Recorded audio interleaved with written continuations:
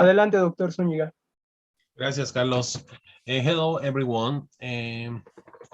We continue with this lecture series in honor to Enrique Dussel, one of the most important philosophers in Latin America.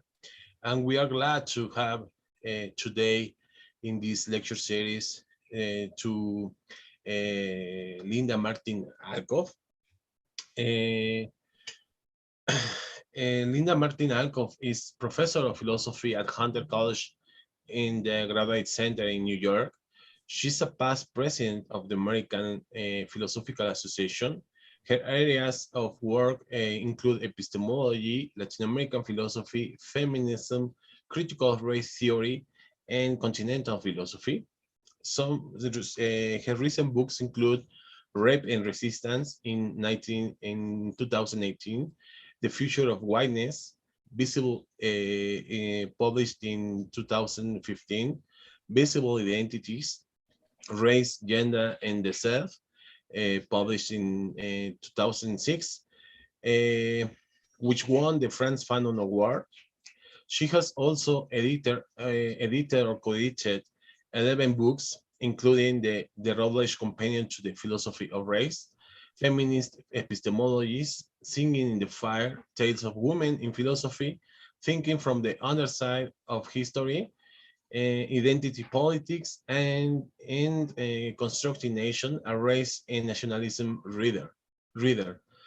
She has also written over 100 journal articles and book chapters, and has written for the New York Times, Aeon, the New York Independent, and other publications. And she is originally from Panama.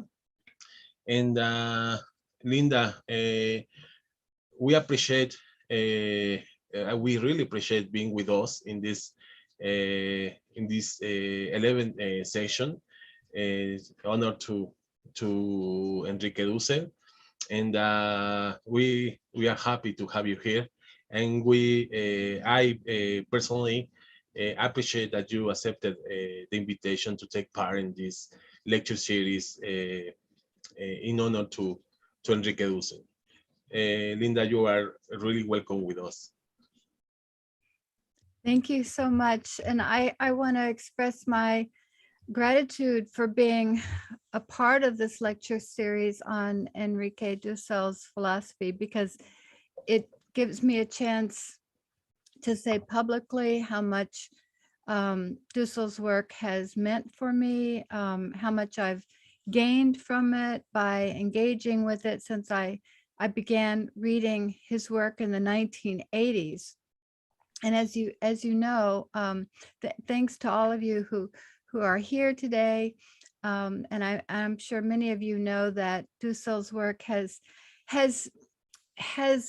proceeded in many different stages over the last several decades, which I think is a testament to his creativity, but also to his engagement with developments in philosophy, and with also, his engagement with the world in general of social movements and liberation struggles and political parties in Mexico today, as I've been hearing about from Jorge, so that in each new stage of his work, we find new projects and new concepts and new ideas. And I've really especially appreciated this most recent stage of his work that addresses some very concrete debates over the strategies of social change and of political power. So we know that Dussel's philosophy of liberation has many distinctive concepts and arguments. Although his work builds from the liberatory traditions in Western philosophy, especially those traditions associated with Marx, Levinas, Habermas, and Appel, Dussel's work has been forced in a way to invent new concepts and new arguments in order to be able to bring the question of global injustice and the legacies of colonialism to the fore of these liberatory frameworks, sometimes in opposition to them as well. The European liberatory tradition was focused on crafting anti-authoritarian arguments capable of overturning their forms of monarchy and making a critique of capital, in which sometimes colonialism was viewed as an offshoot of capitalism rather than its historical and ideological predecessor. If Locke, Kant, and Mill positioned themselves against the intellectual systems that kept monarchists and landed aristocracies in place, and Marx fought vigorously against the capitalist vampires who profited from the industrialization of European manufacturing, Dussel brings the issue of colonialism, both in thought and in deed, more clearly to the center of analysis. As a global system, transnational capital impoverishes and in fact starves hundreds of millions. But to understand this as a systemic process, we need to understand the Western hegemony of ideas. We need to understand Eurocentrism and cultural racism, and the need for liberatory theory to reach beyond simply the Western lexicon of ideas and practices. This need is especially clear if we want to develop a liberatory theory for the majority world, sometimes mistakenly referred to as the periphery. So in this paper, which is I just wrote for this series, I'm going to focus in on one of the original ideas that Dussel develops, which is the material ethical principle. This principle built upon, but it also modified and amplified the tradition of critical theory and discourse theory, and it provides a guide to liberatory practice and a means to understand the nature of oppression and domination. The discourse theory of Habermas and Appel was put forward as a way to move toward liberatory work and to solve some crucial problems that the first generation of critical theorists left behind.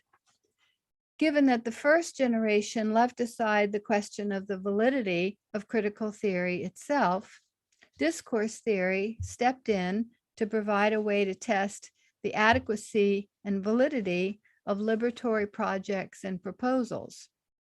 And this was not merely a philosophical exercise, but an attempt to chart a way forward, really, for social practice and liberatory movements. And it was also intentionally meant to thwart the vanguard tendencies of many left movements at the time that would base liberation on the idea of a science understood by a few rather than a discursive process engaged in by the many.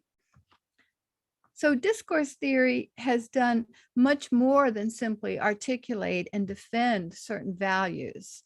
Its intention is to describe the means by which liberatory efforts can succeed in real-world conditions with maximal validity and efficacy. Yet Dussel considered this theory to be inadequate to the task at hand. The material ethical principle had to be added to the formal democratic and feasibility principles. To be sure, Dussel adds much more than the material ethical principle. He introduced concepts of analectics, transmodernity, exteriority, living labor, obediential power, among others, and he provides a thorough meta-critique of Eurocentrism that helps us to understand the local and limited rather than universal nature of European liberatory thought, putting its claims to sufficiency into critical perspective. But here I want to focus on just one of his innovations, which is the material ethical principle, and explore the ways in which it provides an important decolonial intervention. So my project is going to be an interpretive one, but also an effort at creative application. What decolonial work can we make this principle do? So the paper will proceed in 4 sections. The first section discusses the material principle itself and 2 aspects of it that I particularly want to highlight. The second section will begin to explore the decolonial implications of this principle and its alliance with certain important trends in feminist philosophy. The third section will discuss Dussel's critique of formalism and how this motivates the material principle, and also how this critique of formalism sets out a distinctive philosophical methodology. And in the fourth and final section, I'm going to turn to a concluding look at the decolonial fruits the principle can provide, especially for some current debates over identity politics and settler colonialism. So section 1. In introducing the section on the material ethical principle in his book, The Ethics of Liberation, Dussel starts out by saying that we should, quote, reflect on the criterion of practical truth or the framework of reference for the determination of adequate mediations for the production, reproduction, and development of human life in community, unquote. He expresses similar formulations in several places, including 20 Theses on Politics and in his more recent writings on political philosophy. And I want to emphasize especially 2 parts of this formulation: the phrase or the term mediation and the phrase in community. This makes clear, I want to argue, that the aim of the material principle is not a goal restricted to bare life, as Agamben might put it, or to animal life, or to individual survival. Rather, as Dussel explains in Ethics of Liberation, and here's a long quote, human life is neither a goal nor a mere mundane ontological horizon. Human life is the mode of reality of the ethical subject, that is, not of a stone or of a mere animal or the Cartesian angelic soul, so it is the mode of reality of the ethical subject which gives content to all its actions, which determines the rational order and also the level of its needs, drives, and desires that constitute the framework within which ends are fixed.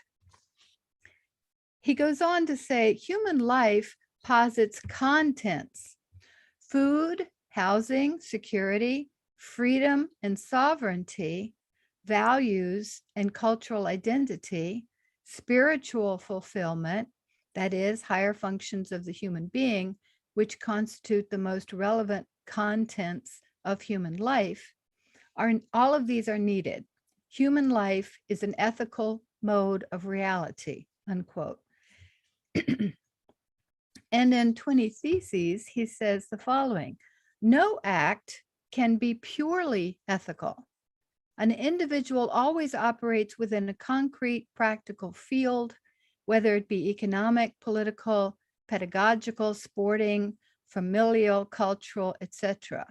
Ethical obligation is exercised distinctly in each practical field, unquote. So as with Aristotle and Marx, Dussel understands human life as constitutively social.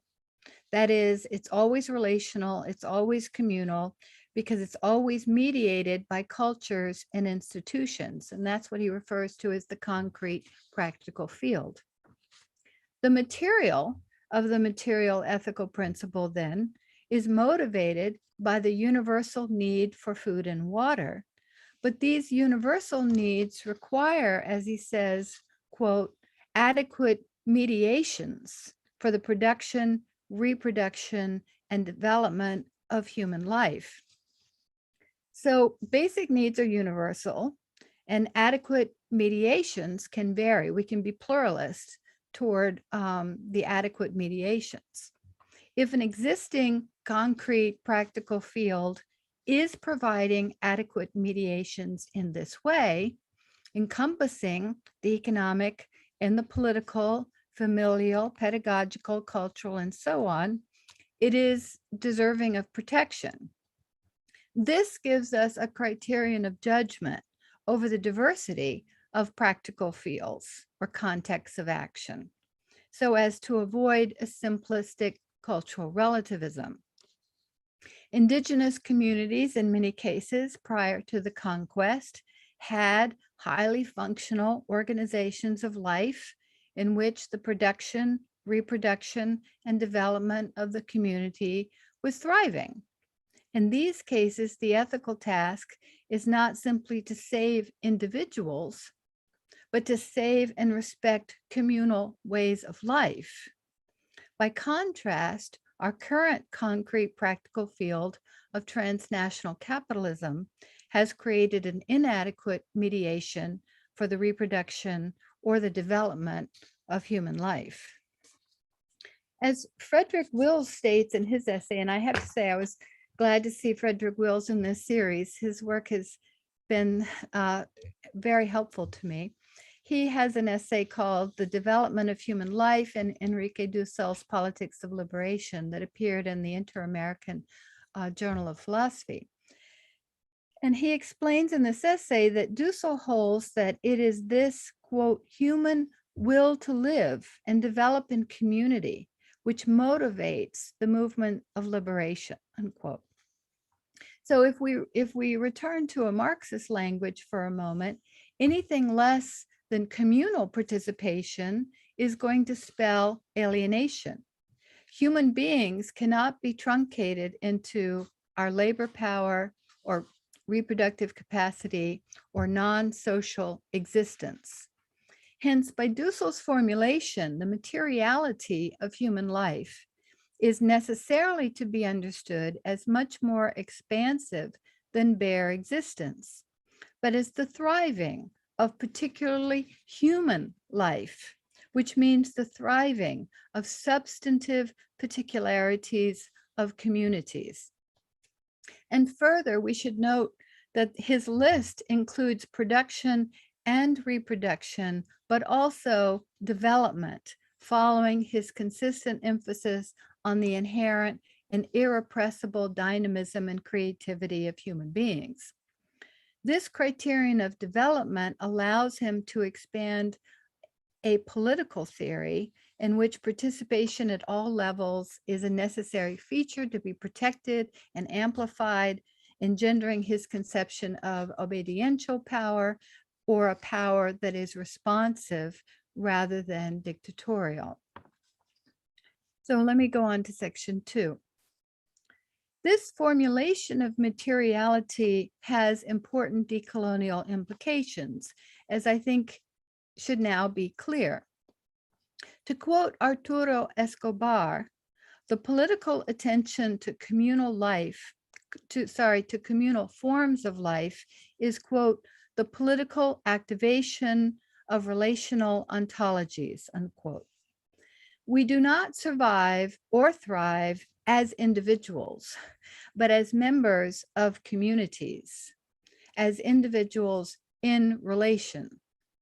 It is equally important here to emphasize that for Dussel, communities or modes of practical life that give meanings to our actions encompass the praxis of production and reproduction, our economies, in other words, and not just our cultural forms of self-expression.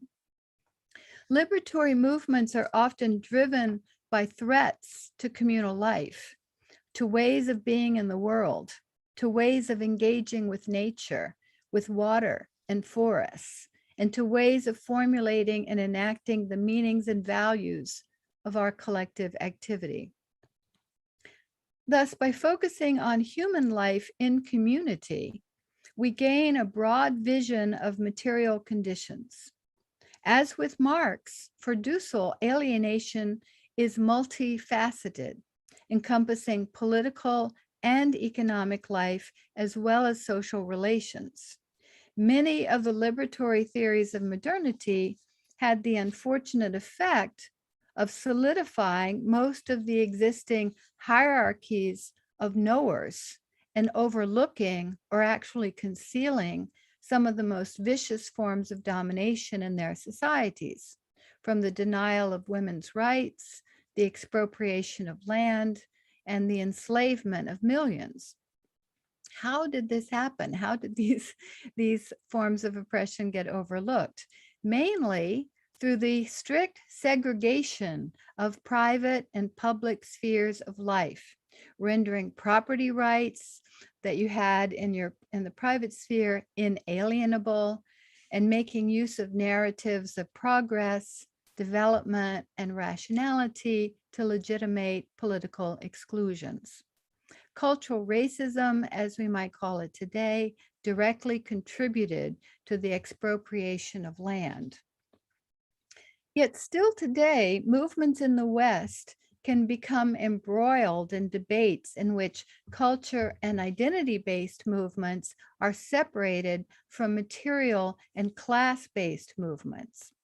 As a result of the near hegemony of European liberal political thought, in which the demand for equal political rights is emphasized, material reality, the corporeal aspects of human life and interactions, has been consistently under-theorized in Western political philosophy, as numerous feminists have repeatedly pointed out. In the major political theories of justice, individuals are abstracted from their surroundings, their work life, their families, and their bodies. These relational elements introduce contingent and variable particularities, reducing the putatively universal reach of theory by embroiling it in questions about specificities. Further, the constitutively relational and embodied aspects of human life have been relegated to the apolitical sphere of nature, beyond the reach of critical analysis. Many of the theories of justice and of ethics developed within feminist philosophy, by contrast, offered from the beginning a critique of abstraction and a corrective approach to political theory, engaging with sexual practices, maternal work, pregnant embodiment, domestic labor, care labor, and even issues of grooming came into view for political analysis and critique. This work has made too little impact on political philosophy and ethics, even though the work is robust, rigorous, and ambitious. We might interpret feminist political theory then as foregrounding the need to consider, as the material ethical principle states, the production, reproduction, and development of the life of each human subject in community. The stipulation of each human life in this formulation shows that we have to include women as more than mere instruments, but as subjects in community. To be sure, Western versions of feminist political theory have not often formulated the communal nature of human life without interjecting Western assumptions about the correct modes of gender expression, gender relations, and gender liberation. So Western feminist political theory also needs, as many today have argued, a decolonial intervention. Discourse ethics has suffered from the same sort of abstractions as classical liberal theory, following more in the footsteps of social contract theory in its classical formulations, as Johanna Meehan has argued. Contract theory imagines the construction of reciprocal, mutually beneficial human interactions in discursive processes in which individuals are stripped of their entanglements, their history, their culture, and their bodies. Rawlsianism would place these entanglements behind a veil of ignorance. For Dussel, these abstractive methodologies are a species of formalism, and as such, dysfunctional for liberatory theory. So let me turn next to Dussel's critical account of formalism. This is section 3. Much of the ethics of liberation is taken up with a critique of formalism. Dussel argues that as a philosophical method, formalism is a central aspect of the Western tradition, originating in ancient Greece. Despite the fact that ancient Greek thought expresses Hellenic cultural content, such as the concept of the immortal soul or the concept of eternity or divinity, Dussel argues that, quote, the properly philosophical content of Greek thought was taken up as the formal philosophical method, unquote. This is despite the fact that Aristotle actually integrated the material and formal in ways that Dussel admires, rejecting Plato's dualism. Yet Plato, or we might say the official interpretation of Plato, has dominated in the form of what Dussel calls formal reductionisms that have achieved hegemony in modern philosophy. For Dussel, this dominance of formalism in practice invalidates most contemporary European or North American philosophical proposals.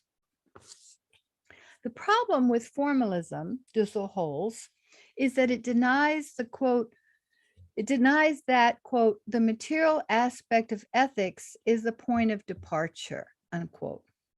Formalism seeks to skip this crucial first stage of theoretical work and begin from an imaginary scenario of unreal social relationships in the manner of what we would today call ideal theory. Ideal theory approaches try to develop ideal normative claims that will be capable, that will be applicable to any sort of society under any conditions by abstracting out of the framework historically specific realities, even when they're so important as slavery and colonialism.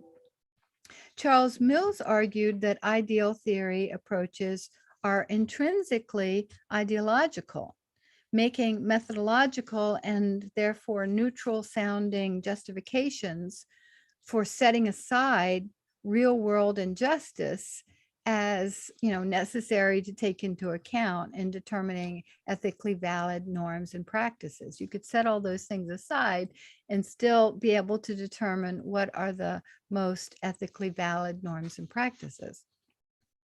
Because ideal theory operates through hypothetical thought experiments, such as the concept of the contract, the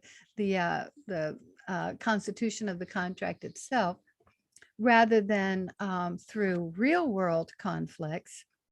Ideal theory cannot generate adequate conceptions of rights or duties. Dussel argues that the sort of hypothetical thought experiments that eliminate particular historical conditions end up constructing, quote, irresolvable hypothetical scenes, which then have to be corrected in order to attempt to recuperate step by step, but never adequately, the materiality denied at the outset, unquote. So Dussel uses the language of content and material conditions here, but it is very similar to what Mills calls non-ideal conditions. For Mills, the norms we need to redress domination need to be judged by their capacity to intervene in specific forms of domination. The way Dussel makes this point is that formalism seeks to solve ethical quandaries without engaging the content of those quandaries. For example, in the traditional contract theories, with the exception perhaps of Rousseau, abstracted individuals are imagined to engage in or to be seeking to engage in mutually beneficial reciprocal relations without stipulating the real substance of what mutuality or benefit consists of, or of how this might apply to such relationships as those between the formerly enslaved and the former slave owners. As a result, neither Kant nor Rawls can shed much light on the concrete relations between those who meet under conditions of domination and subordination, or who are differentially affected by the historical legacies of colonialism. Dussel argues against Rawls that, quote, the aim to use the notion of pure procedural justice as a basis of theory is impossible to fulfill. A merely formal position can never enunciate material principles by definition, unquote. Why is this the case? Dussel argues that in the case of Kant's formalism, for example, quote, the empirical, the corporeal, the moral sentiments are the material. The pure, the methodical, the creative procedures are the a priori formal, unquote. Such formalist approaches eliminate the object or content of reason, considering only universal rules. This is what distinguishes pure reason from practical reason for Kant, and the separation of and yields a separation of questions of validity from questions of the good. And thus the categorical imperative is presented as a synthetic a priori proposition. It judges content, but only from the perspective of validity or formal relations. In this case, when a former slave steals from a former slave master, the act is categorically invalid, because introducing historical considerations is ruled out. So Dussel's critique of Kant is that a sleight of hand has taken place here. In truth, the formal features of reason are tested by their material application, as he puts it, taking into account all that is materially good for each one, while simultaneously disavowing the role of material ethical considerations in the judgment of validity. So Dussel concludes, quote, Kant has to presuppose material ethics as a hypothetical scenario. What has taken place in reality is that the hypothetical scenario is in fact the detailed reconstruction of the material sphere or of the content of ethics, without which formal morality is not possible. Such a proof is not formal, it is absolutely material, unquote. So imagine a formal approach to mutuality consisting in payments for the use of labor power. There is reciprocity, there's mutual advantage, there is a semblance of consent. The background structural and material conditions that overdetermine this exchange and that allow us to portray it as a form of reciprocity consist in historical material conditions that have been ruled out of bounds. The desperation of workers, the historical condition of capital accumulation, which gave employers the power to employ, and so on. These are the reasons behind Dussel's insistence that formal considerations be paired with material ones as a matter of necessity. Each informs the other. To refer again to non-ideal theory, Dussel's approach can be understood as making non-ideal conditions the test for proposals of ideal norms, not simply as an application, but as part of the way in which ethical justifications are determined. Consider also the way in which liberatory movements demand reparations, or a return of stolen land, or a just vindication for the wrongs that a people has endured. Such demands would be included in Dussel's formulation of those who seek to change what he calls the unequal structures within which we are born. Such structures provide the material content for ethical demands. Formalist approaches afford elites the power to dispense with concrete material demands that put the onus on specific groups and actors rather than abstract reciprocity. By dispensing with the necessity of an engagement with historical wrongs, moral theory can achieve a semblance of universal legitimacy and validity and portray the oppressed as only having particularist grievances and resentments, or as Apple put it, quote, only egoistic affectivity and cultural values, unquote. Dussel concludes from this tour of formalism that ethics requires material content, including historical grievances that should not be reduced to unethical egotism. If the formalist approaches of Kant, Rawls, or discourse ethics silence the oppressed, rendering their demands peripheral or unethical, we should take this as a reason to question the paradigm. Still, Dussel allows that, quote, the ethics of liberation has much to learn from discourse ethics, despite significant differences.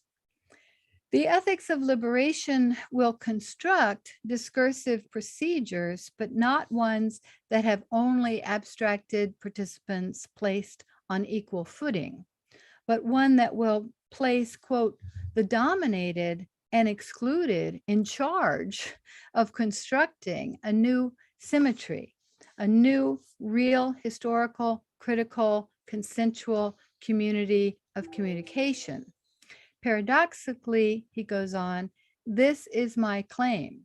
The ethics of liberation carries out the presuppositions of discourse ethics without contradictions, but from a more complex architecture, because it can reach out to the resources of a material ethics of content, which discourse ethics has abandoned, unquote.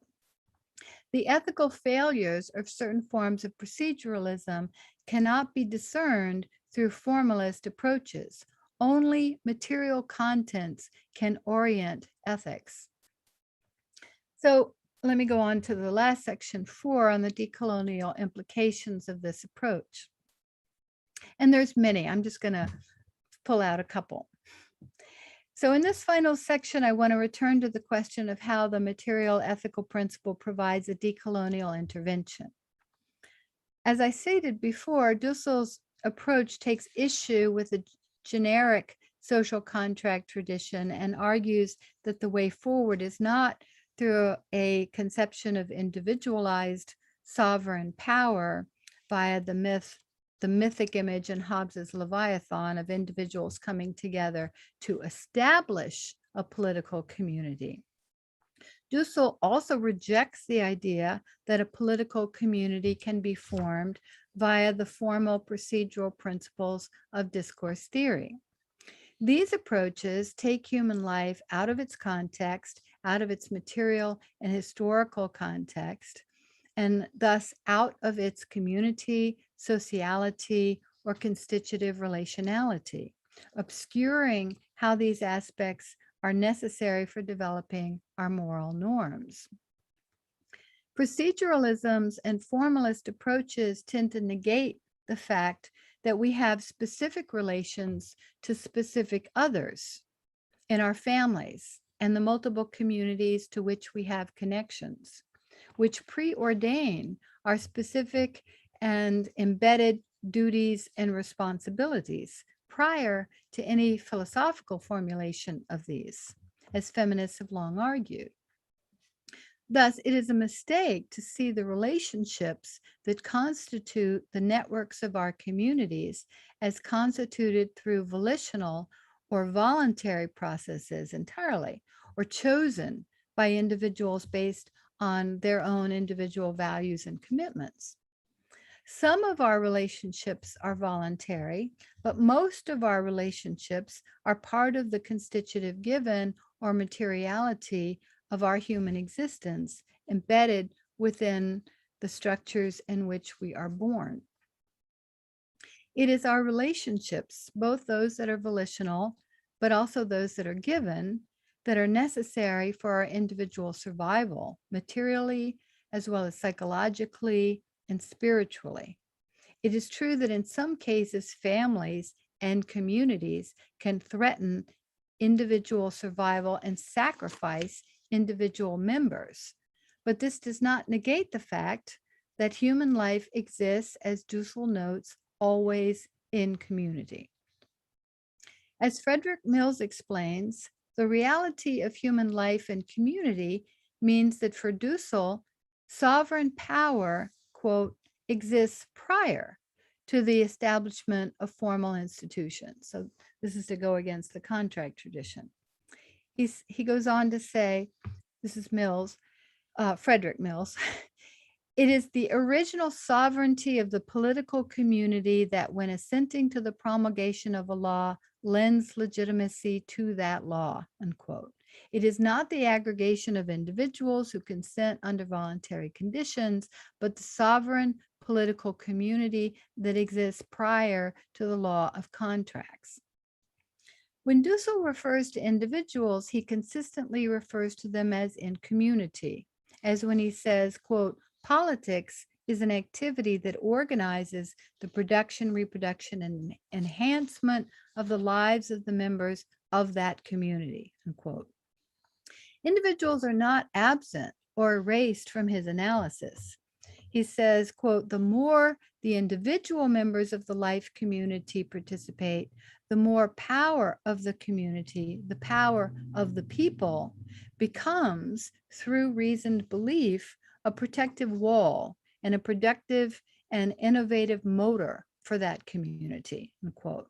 And as Luis Diaz Cepeda explains, quote, Dussel argues that the social movements transition from civil society to political society means that the need to redefine power as the strength of the wills of communities that unify their objectives democratically from below. So the point that I want to emphasize here is that for Dussel, the project of affirming life and thwarting injustice is understood to be the historical improvement of the entire community. The focal point is the system.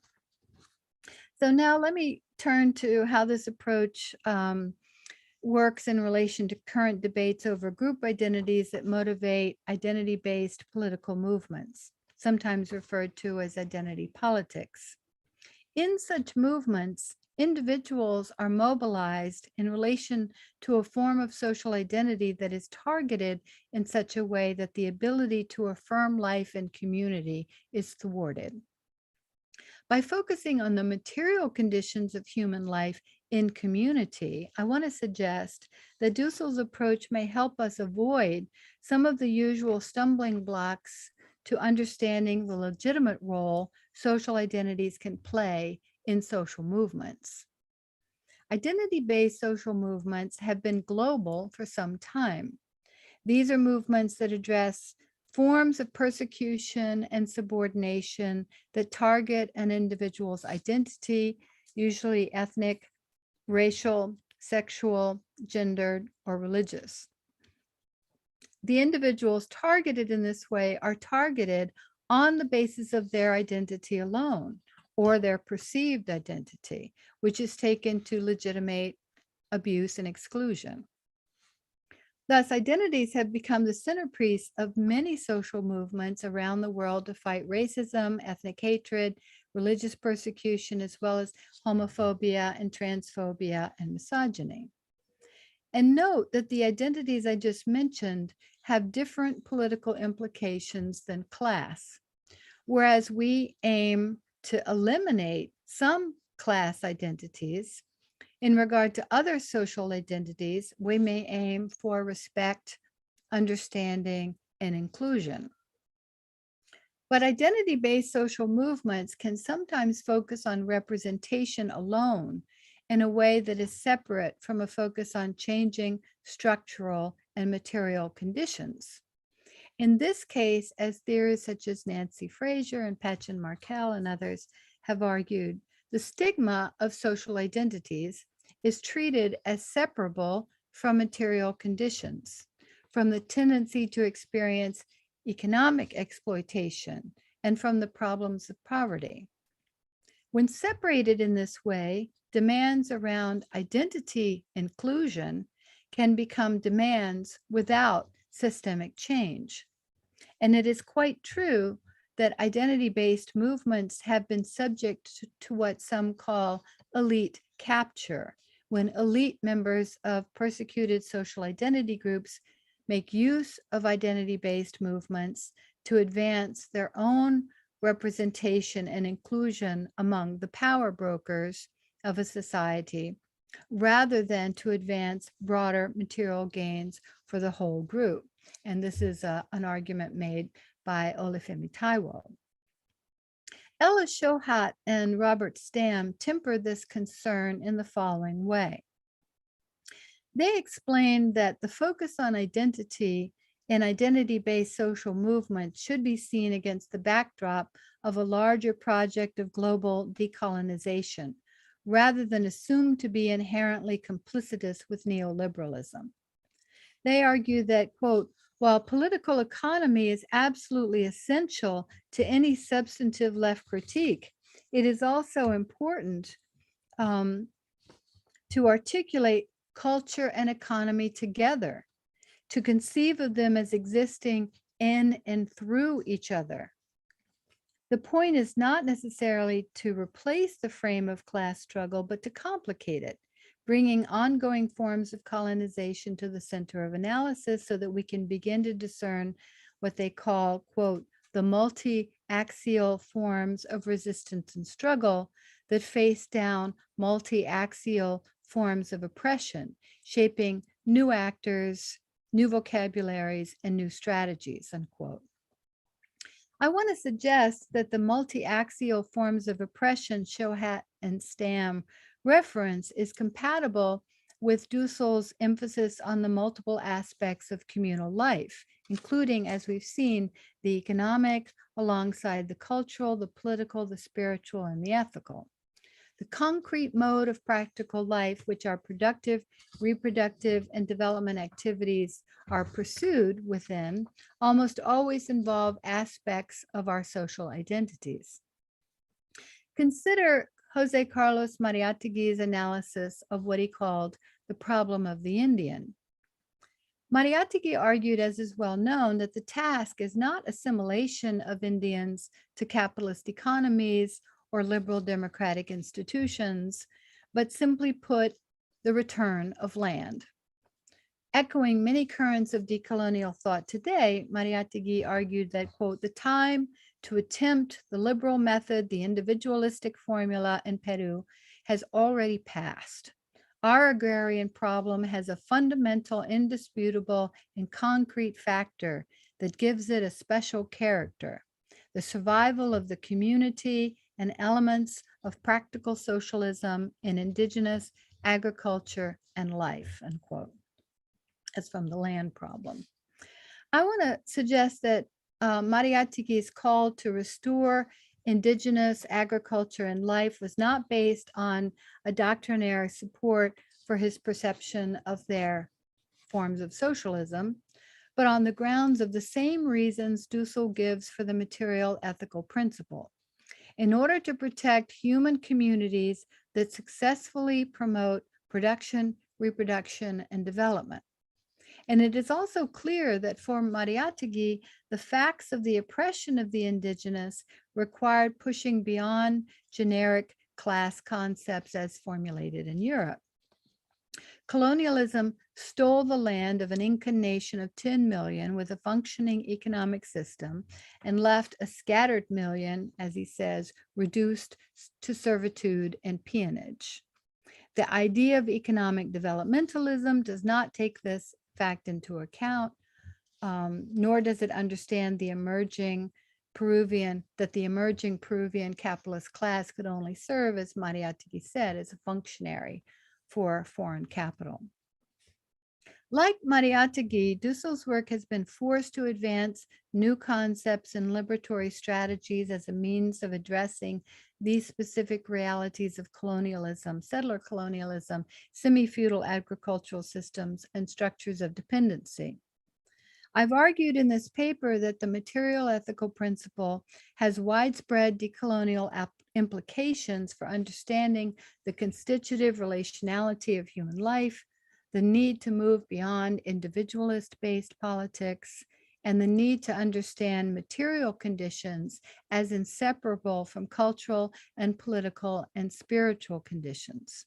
This approach both vindicates identity-based social movements and holds an important lesson that in order to avoid elite capture, they need to operate with a material ethical principle. Thanks very much.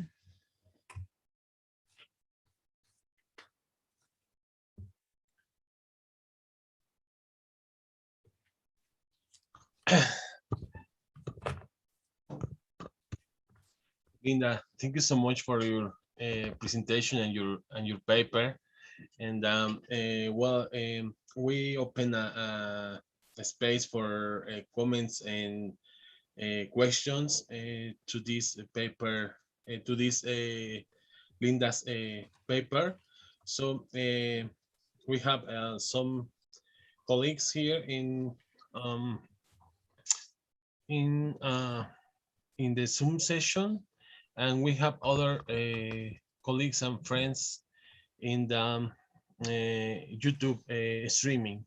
So if you want, Linda, we can begin with the questions and comments in the YouTube streaming, and then we can ask here to the colleagues in the Zoom session if someone has a question or comment, okay? Okay. Just raise the hand to the colleagues and friends here in the Zoom session. And we have a question here.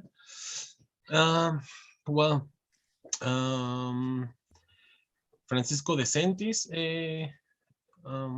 Linda, comments that thanks for the interesting presentation, and he has a question.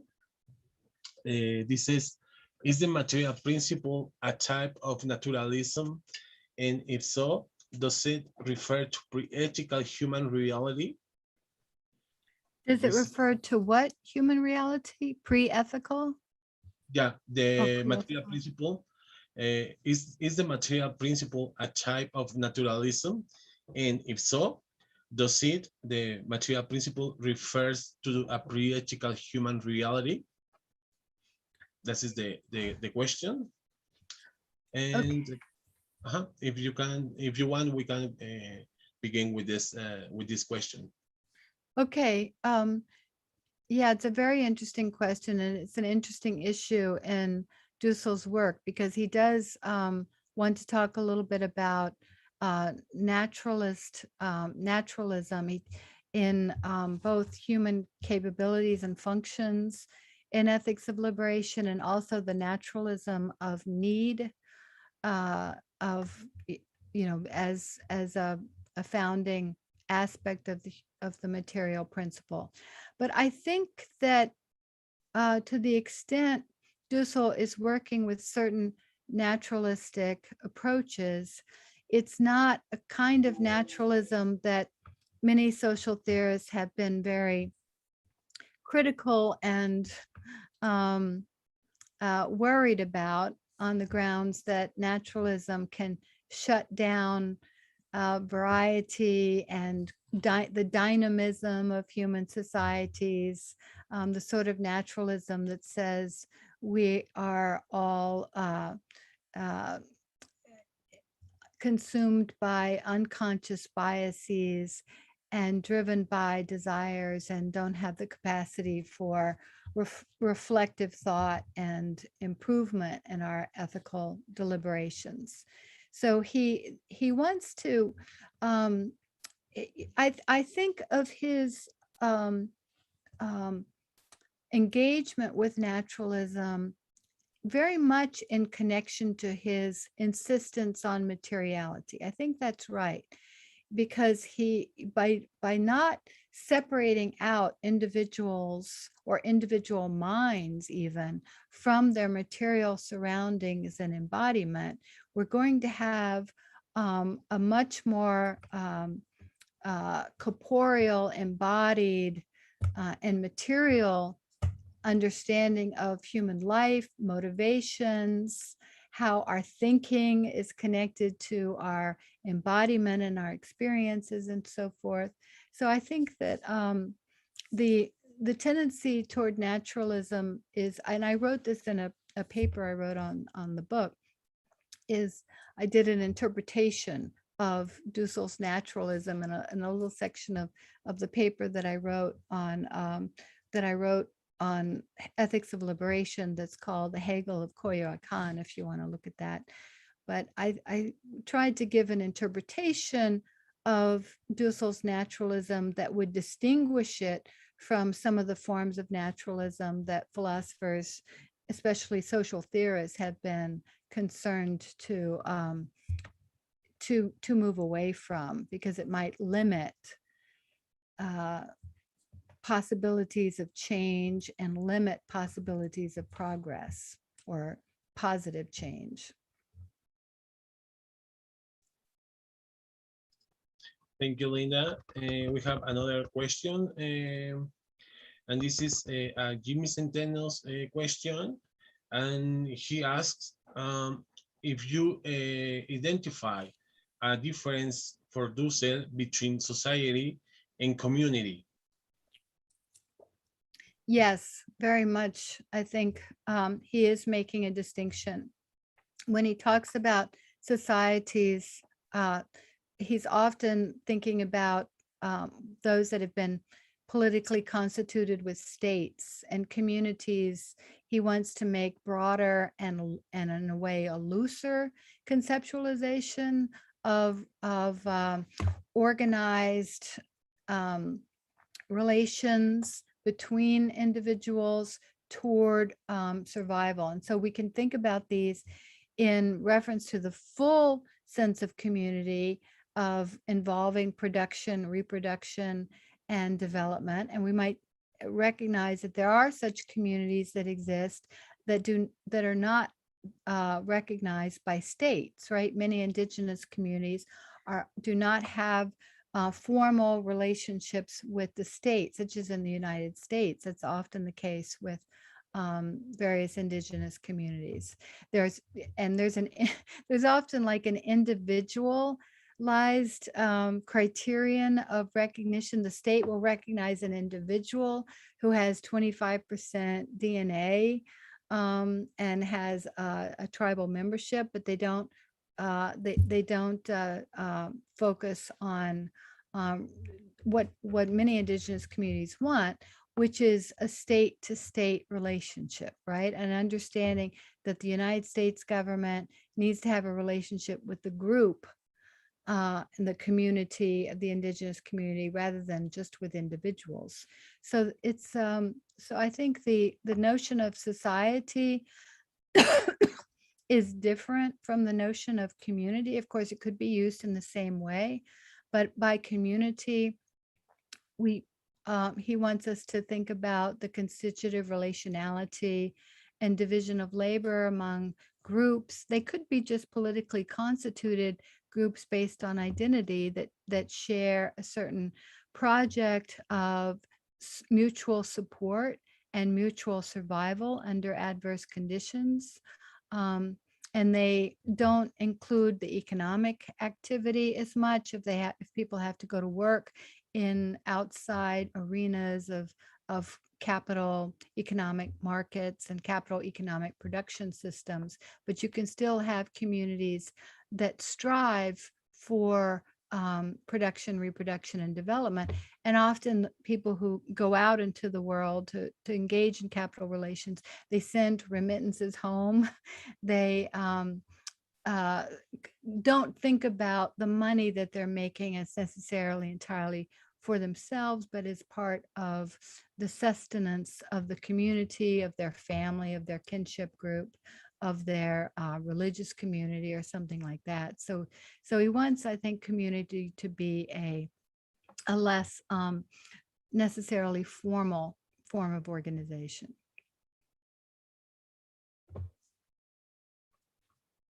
Thank you, Linda, for this answer to Jimmy Centeno. And another colleague from Mexico, Cynthia, thank you for the talk.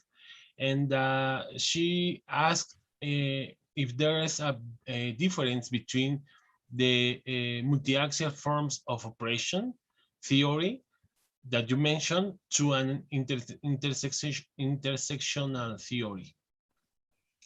Yes, I think that the multi-axial is a little bit distinct, although it certainly calls intersectionality to mind. But I think it's, I think of it more in line with Stuart Hall's notion that we need to understand capitalism as one, but not the organizing framework that determines all the other forms of oppression.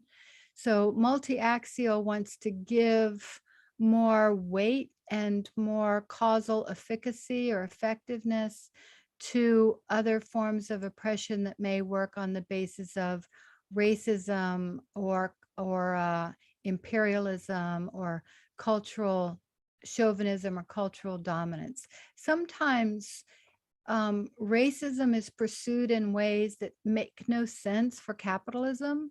Sometimes imperial adventures destroy imperial economies, right? So Hall argues along, and he's building off of the work of Gramsci here, that there are, that we need to think about the causal forces of domination and oppression as existing in multiple arenas that have relations with each other, but that can't be understood as all organized coherently without any contradictions, without any conflict or tension between these different axes of oppression.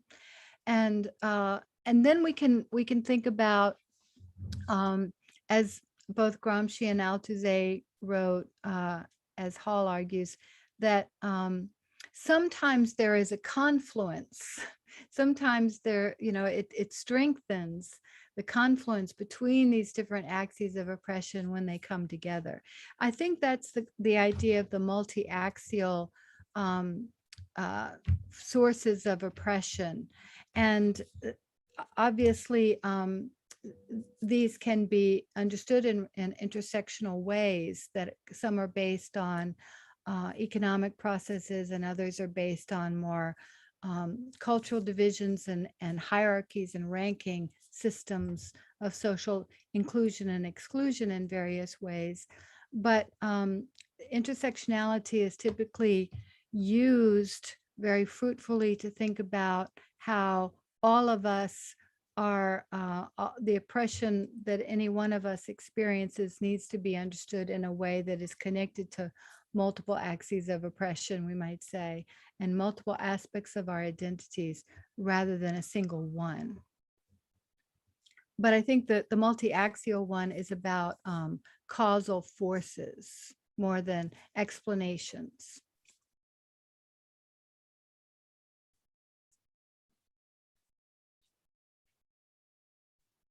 Thank you, Linda. We have a question here in the Zoom session, and that is Valeria Fontes, Dussel's assistant. So please, Valeria, Carlos, could we enable the video? Okay, yeah, Valeria, please.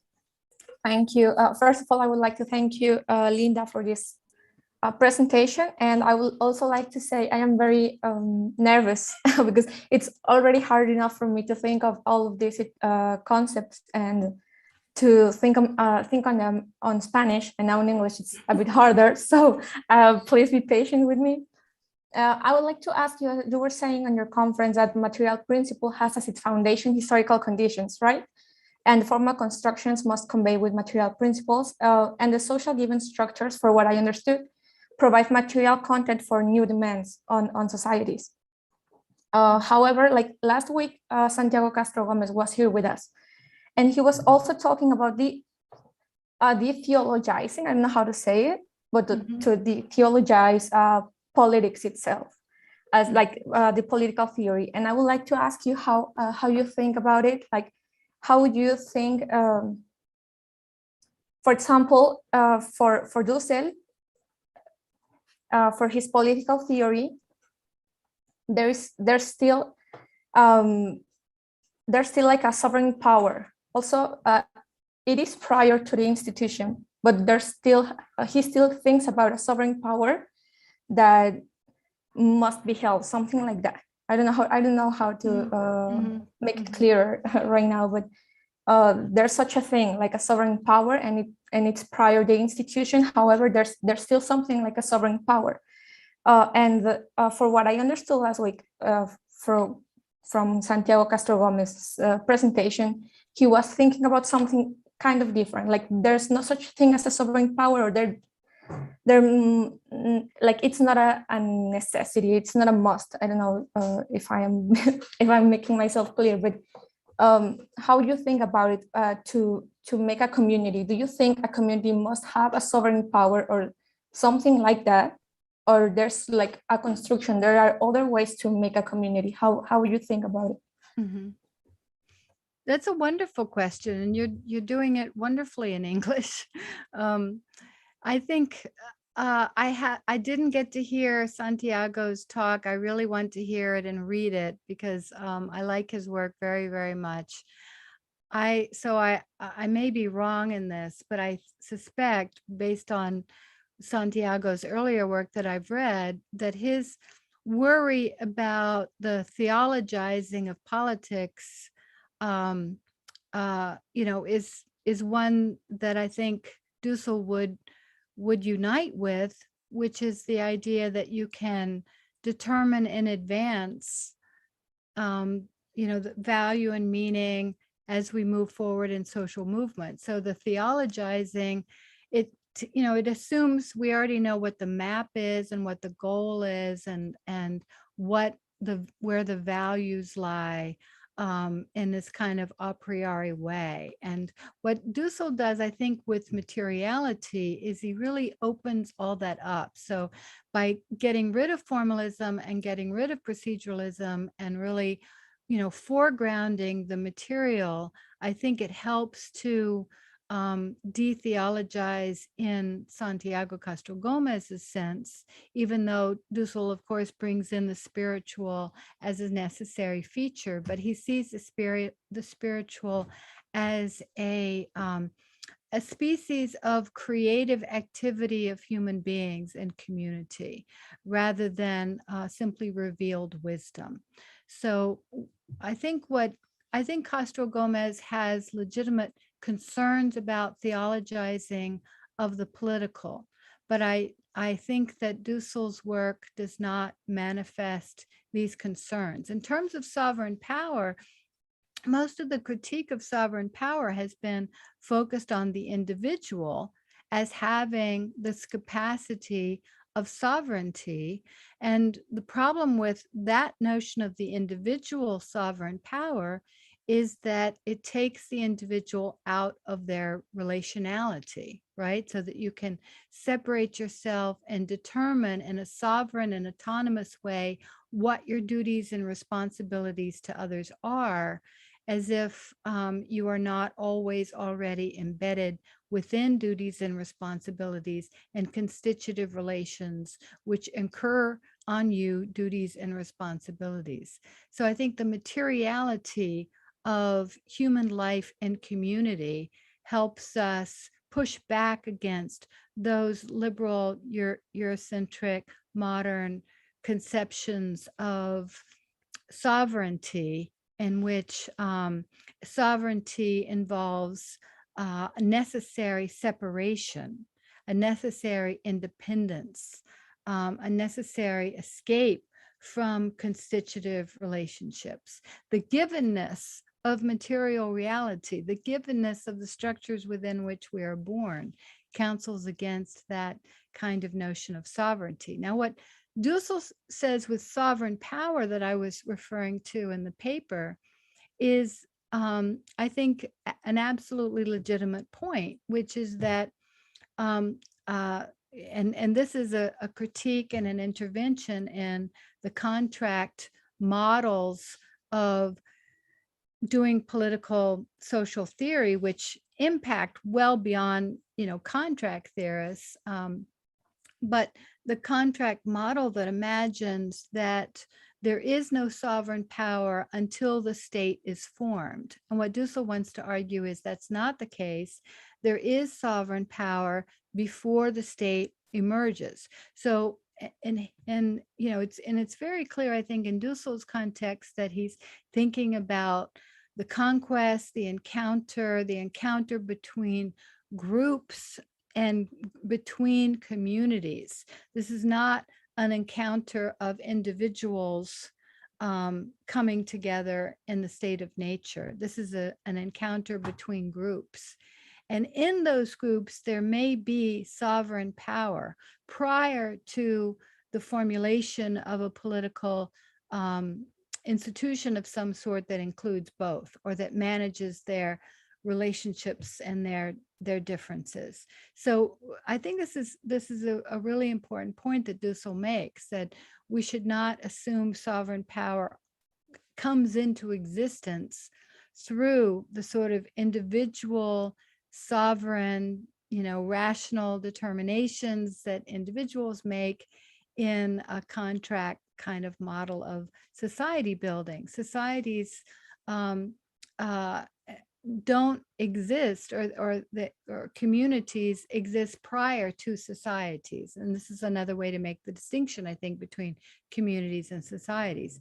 And those communities have sovereign power. So he wants, and I think what the importance of this is to recognize the existence of the political community prior to the encounter, prior to a political movement that is moving on, but to recognize the legitimacy and the importance of the community, the sovereignty of political communities prior to that engagement. So you have to engage with the communities and not simply with individuals in the communities.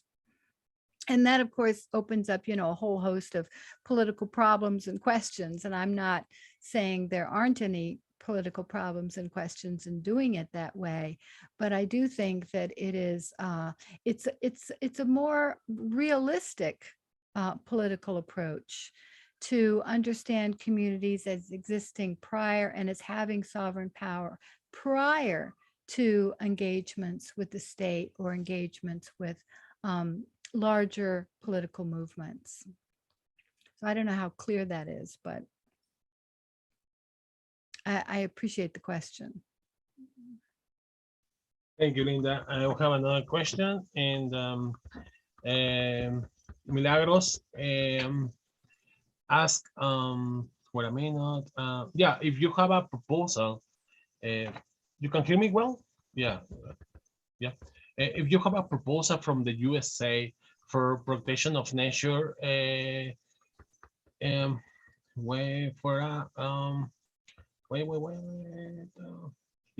for protection of nature or global protection of nature, something like decolonial studies, global decolonial studies, or something like that, if you have a proposal for it. Well, as I'm sure you're aware, the United States is way behind Latin America in these issues of recognizing the rights of nature, or of engaging with nature in a non-instrumental way. So there are some local successes that have been made, but not at the state or constitutional level to this point. So I don't have a proposal, but I think that this is part of, in reference to the answer I gave to the last question, this is part of why it's important to engage with the sovereign power of communities that exist prior to an engagement with the state. The state needs to recognize the system, right? It needs to recognize the community, its practices and its values. So this is what I think I take Mariátegui to be doing in regard to indigenous people in Peru, the former Inca, in some cases. And it's not that Mariátegui didn't make any mistakes in his formulation, but he's trying to shift the discussion to thinking about the indigenous people in community, and as having a functional, having had in the past a functional system in place, a functional community in place. And so that would involve their quite different views about relationships to nature, to other human beings, to the animal world, to different kinds of practices that engage with nature, to water and so forth. All of that is part of the human life and community. That can't be set aside as theology or a mythic belief system that can be separated. The human life in community, as Dussel formulates it, involves all of those things.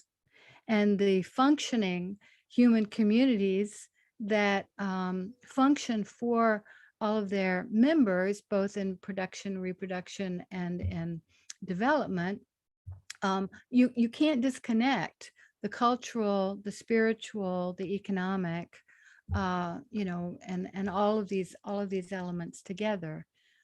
So I think that's the most I can say at this point to that question. Thank you, Linda. Linda, I have a question. From your view, what is the main contribution, Dussel's contribution to the different critical thinking traditions? I know that you work on feminism, for example, philosophy of race, no, and decolonial studies as well. So, what is intersectional, no, in these words by Dussel, no? Or what is the main contribution of Dussel that you can identify that could contribute for a development of these critical thinkings? Oh, Jorge, that's, how can you ever say what is the main contribution? I mean, the expanse of his work and the expanse of the innovations, that he's made. But I really enjoyed the opportunity to focus in on the material ethical principle, because I do think it is really a central issue that helps us, and it connects to the other ones. It connects to his critique of Eurocentrism and his sort of revealing of the limitations of certain Western concepts of liberation and philosophical methodologies like formalism. I mean, you can connect the dots between his emphasis on materiality and analectics and living labor and the other concepts that he develops. But I think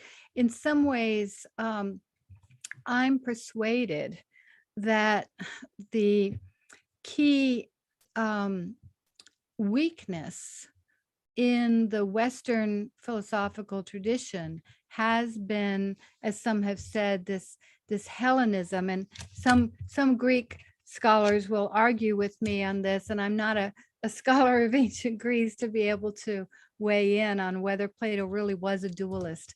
But whether Plato was a dualist or not, in some ways, is a separate issue. The issue is that there is a running transcendentalism in the Western philosophy that tries to escape the body, tries to escape our constitutive relationships with others.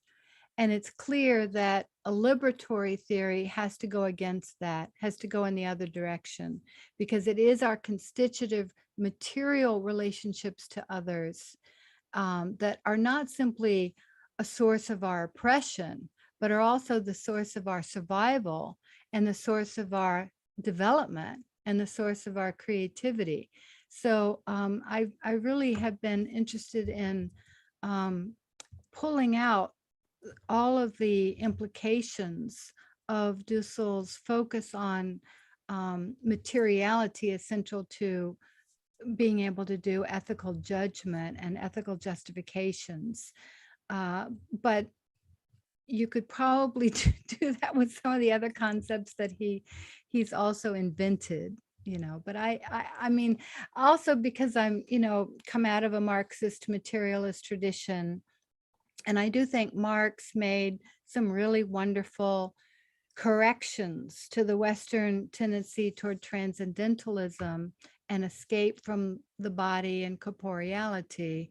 I think Dussel, though, takes it, you know, to the next level beyond what Marx could do, or Marx could think about, and brings it, you know, much more into, because he's engaged, he wants to engage with colonialism in a more open and forthright way. So I think I would answer your question at this point by focusing on you know, his emphasis, which has been throughout his work, right? His emphasis on the materiality of human life in community. Thank you, Linda. I agree totally with you. Linda, Jimmy Centeno is really active in the YouTube streaming, so he has another question for you, and he asks, how does art fit in Dussel's equation of liberation? Is his emphasis more on ethics or aesthetics? Yes, that could be a book, I think, of somebody to write. My understanding is Dussel, I mean, Jorge, you may know this more than I do, that he's working on some work on aesthetics. Is that right? In between, if he has any time between all of his political activities. He hasn't written a lot on aesthetics and art in particular, but I think that what his work counsels us to think about in regard to aesthetics is to think about it more in the tradition that's developing of Black aesthetics or political aesthetics sometimes, or Latinx aesthetics in the United States, which is understanding aesthetics is always within a field of forms of perception that are culturally trained, and in which beauty and ugliness are defined within cultural systems of meaning rather than just individual perceptions. And in this way, I think these aesthetic movements are really going against naturalism in aesthetic judgment. They're really working against the idea that beauty can be discerned in a universal way. So I think Dussel would help to bring our understanding of aesthetic judgment and aesthetic processes of creation, into political and social contexts. And certainly when we look at the diversity of cultural expressive forms developed by different communities, you can absolutely see connections between the aesthetic preoccupations and the invention of aesthetic forms and cultural practices. And there needs to be a critique of Eurocentrism and art history. This is unfortunately still ongoing. My brother is actually an artist at the University of Panama, and he has helped me see what has been called pre-Columbian art in a new way as assemblage. You know, we use certain terms like abstractions. We think abstraction sometimes is unique to the West. Actually, now there's a lot of research that shows that abstractions were inspired by certain African artistic traditions, but also things like assemblage is found in a lot of so-called pre-Columbian artifacts from Central America and the northern part of South America.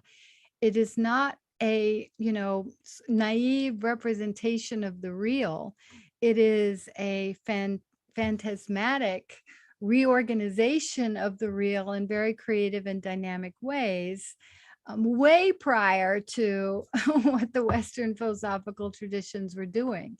So Dussel's work on, Eurocentrism and the limitations and the reason why the identity of thinkers is sometimes quite relevant for judging the reach of their ideas. It has tremendous application to our understanding of aesthetic movements and aesthetic forms in relationship to the cultures out of which they emerged.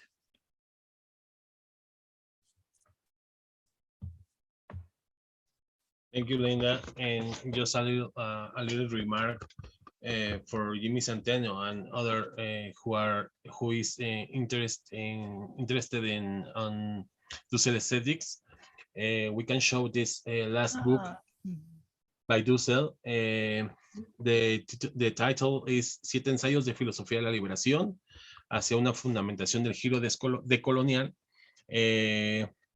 which can be translated as 7 essays on philosophy of liberation towards a grounding of the decolonial turn, published in 2020.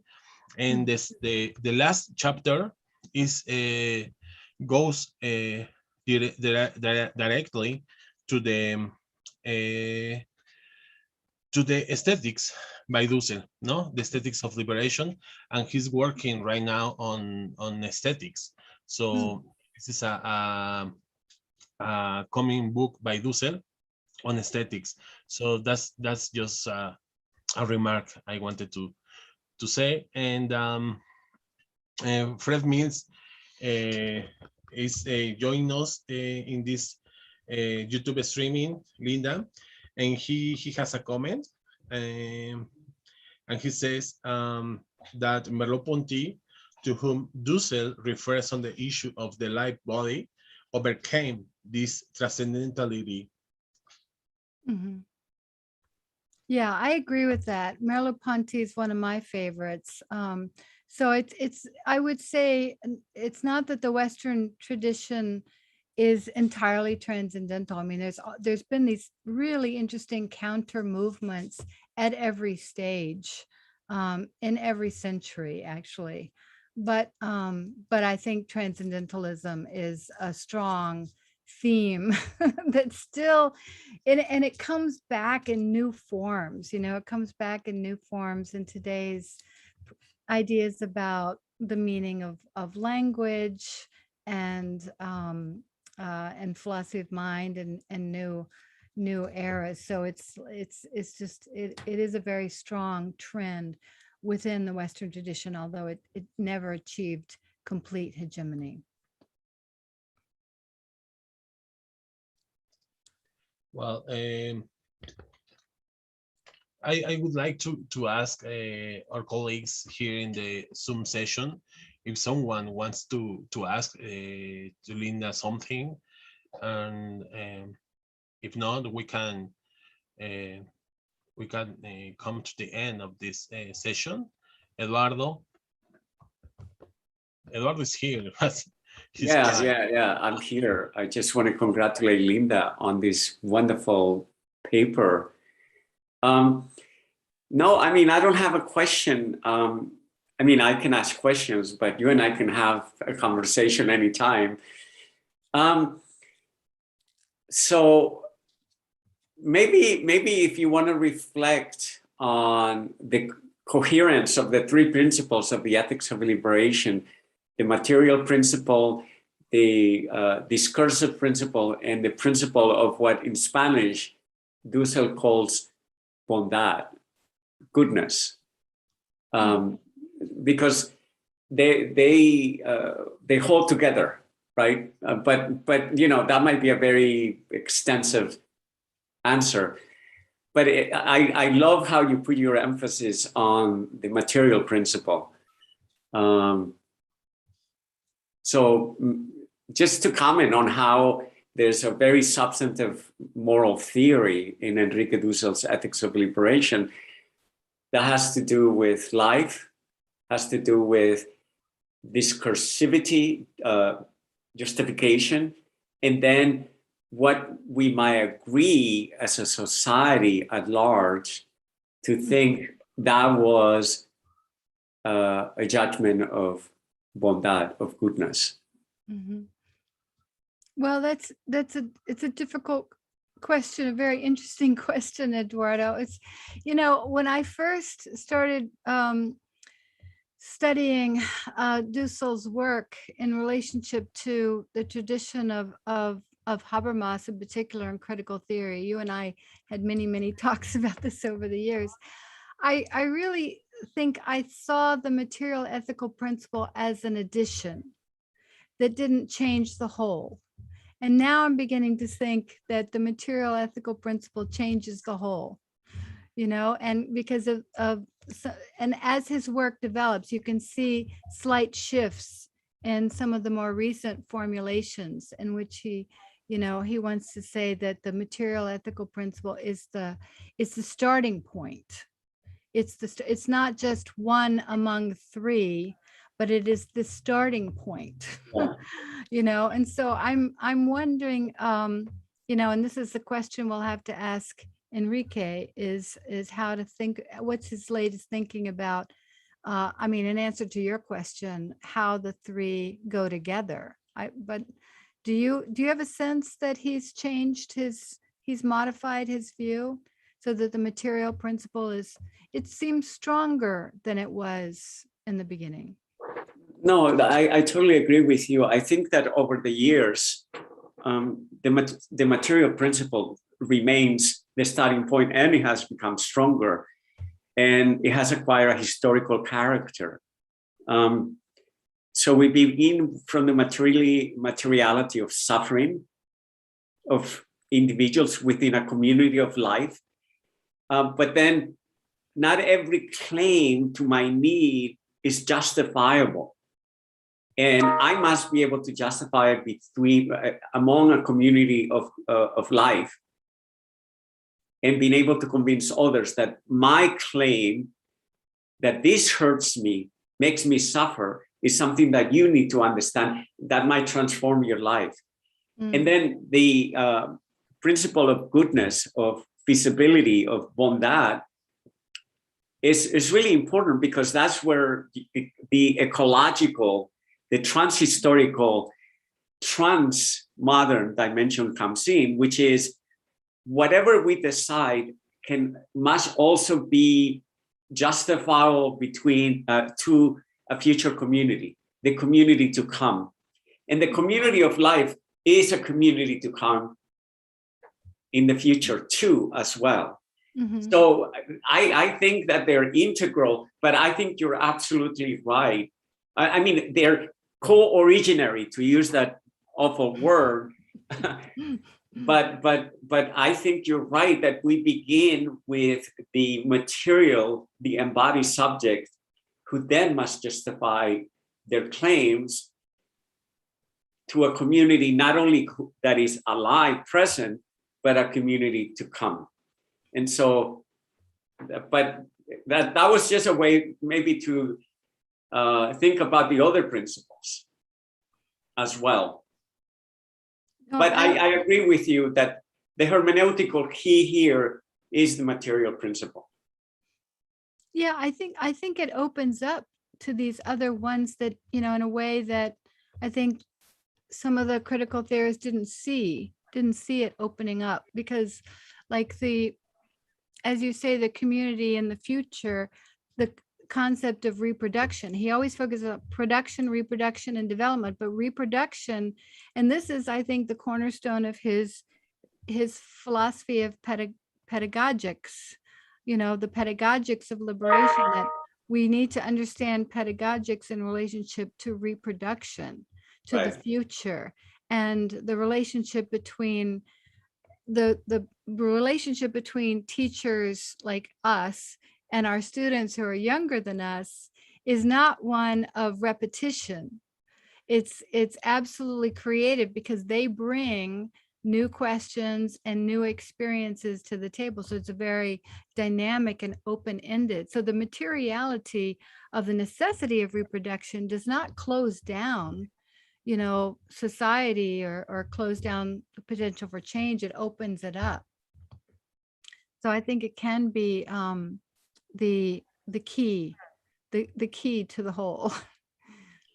Without endangering, you know, I mean, people I think are still worried about sort of the vulgar materialism and vulgar determinism of certain Marxist formulations, that if you know, the hard materialism, and I don't think that this is what we find at all in Dussel. But thank you for that difficult question, Eduardo. No, you know, you and I have been talking about Enrique's work for the last 25 years, so, and seen it grow. Mm-hmm. Great. Thank you. Thank you for the question, querido Eduardo, and thank you, Linda, for this really interesting presentation. You remind us the relevance of this material principle, and I think that is really really important, especially in this lecture series dedicated to Enrique Dussel. So I really appreciate, Linda, that you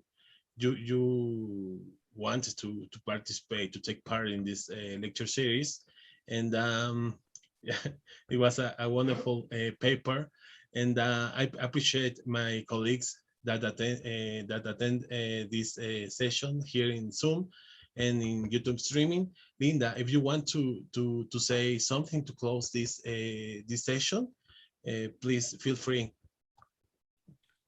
Well, I really do appreciate the invitation. It's been a chance to interact and to continue to interact with a real set of scholars of Dussel and of creative thinkers who are creatively approaching his work. So it's been fascinating, and I look forward to more of it. And it's amazing that Dussel continues to create, continues to invent, continues to write on new topics, and in the midst of all of his many practical activities. So I know we have more to learn from Enrique Dussel, and I look forward to doing that.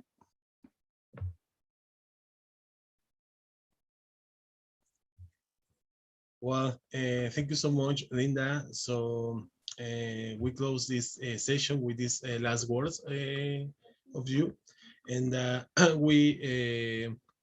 want to invite all the audience for the next lecture, the next presentation by Adriana Arpini with the paper Enrique Dussel, profesor de ética en la Universidad Nacional de Cuyo, and we are glad to have Professora Adriana Arpini here in this lecture series. So thank you so much, Linda. Thank you all for your attendance, and we see you next Monday. See you. Bye. Thank you. Thank you, Jorge. Thank you, Linda.